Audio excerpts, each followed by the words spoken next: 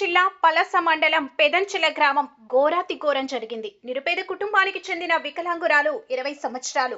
ఆమెకు ఓ రాజకీయ నాయకుడు 7 నెలల గర్భవతిని చేసిన ఉదంతం ఆలస్యంగా బయటకు వచ్చింది. అయితే సదరు అనుమానితుడు రాజకీయంగా, ఆర్థికంగా బలవంతుడు కావడం, అతనికి అధికార పార్టీ నాయకుల అండదండలు ఉండటం చేత ఆ బాధితురాలు కుటుంబం భయపడుతోంది. ఈ ఉదంతం ఆ గ్రామ ప్రజలు దిగ్భ్రాంతికి గురి చేస్తుంది.